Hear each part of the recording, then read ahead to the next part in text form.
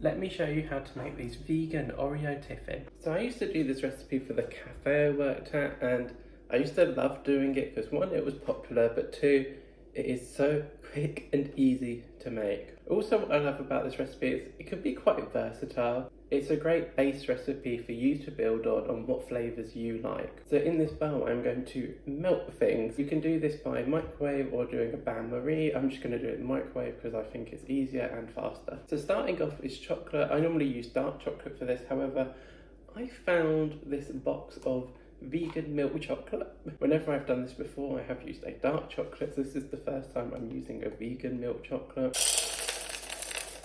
Next thing we need is vegan butter. So you can actually use vegan butter or vegan spread. I've used both and both work. I'm using this vegan flora butter today. I really like this one for baking. And then whatever you're using, make sure it is in smaller chunks so it melts a bit more evenly. And then next I'm adding in maple syrup. So for this you can use agave or carob syrup or golden syrup. I'm just using maple syrup because I've got to use it up. I actually first did this recipe for Veganuary a few years ago. In the cafe we were doing a Veganuary weekend. Everything was vegan, which I thought was an amazing idea because not only did we have more food options for more people, but also, you know, you get the people who are like, oh, vegan's disgusting.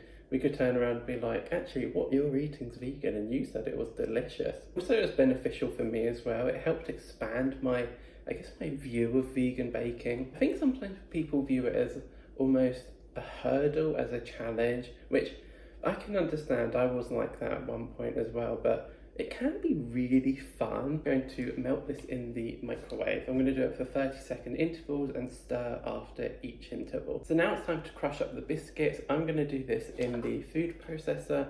However, you can do it in a sandwich bag, a Ziploc bag, and then bash it with a rolling pin. I'm going to start off with the digestives.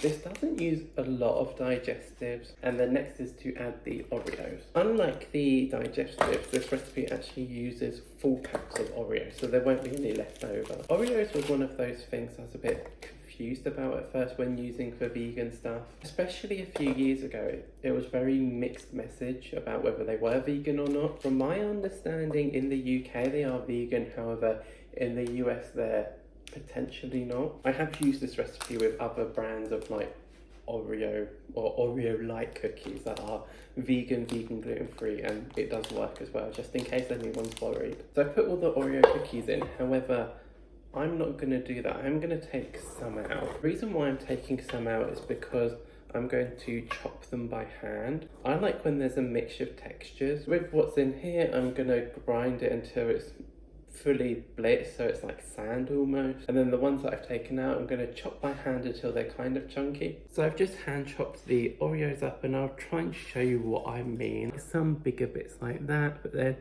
mostly smaller chunks, just roughly chopped. I've got the melted chocolate and butter in here. I did realise I forgot to add something. Add in some cocoa powder. You do want to leave this chocolate mixture just to cool a little bit. Adding in the Oreo and the digestives. I'm just using a spatula just so I can scrape right to the bottom. So this is all done. Everything is mixed in and it's kind of coming together into a ball. Here is my tin. I am using greaseproof. I'm going to start off with the spatula and I'm going to press it down into the tin. Now it's quite cool now, so I'm going to use my hands and just push right to the edges. So you want to press down quite firmly. That's what mine looks like at the moment. It looks very plain at the moment. I'm going to put this in the fridge for about an hour. We just want this to set. So I've got it out of the fridge. It looks pretty much the same as it was, however, it has firmed up a lot already. So at this stage, it is firm enough now to add on the vegan ganache, but I'm going to do something before that. Yesterday in my freezer I saw vegan caramel, but the thing is I can't remember if I made it or I bought it. I'm pretty sure I bought it, but I can't remember from where. I'm just going to pour this on, and it's quite liquidy, this one, so it's going to be very easy to spread. I'm going to use a palette knife and gently spread it around. I'm probably going to put this in the freezer because I do want it to set quicker. While that's setting in the freezer, I'll make the ganache.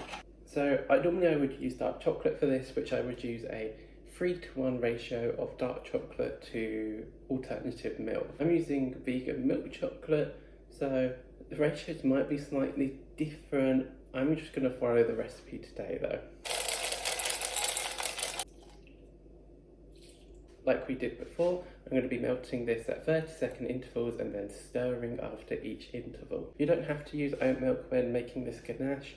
I like coconut milk too. I would say oat and coconut are probably my favourites to use, but I've tried almond and soya milk as well and they worked great. It's the next day for me now. This is what it looks like. It's had time to set overnight, so it should be quite firm now. The caramel took a little bit longer than what I'd hope it'd take to set, so I thought better to be safer and just leave it overnight. If you're putting in something like biscoff or just leaving it plain, then it will not need that amount of time to set. I've got the ganache with me here.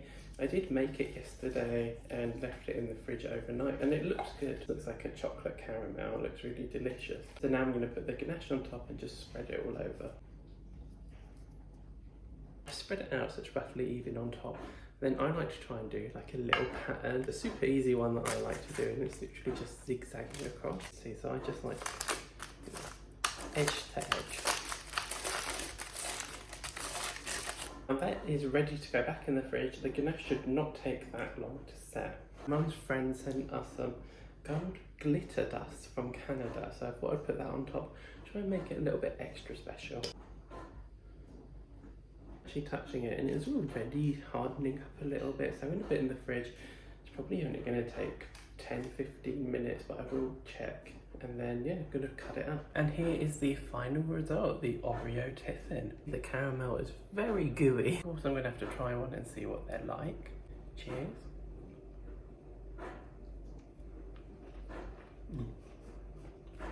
This is such a simple dessert, but it really hits the spot.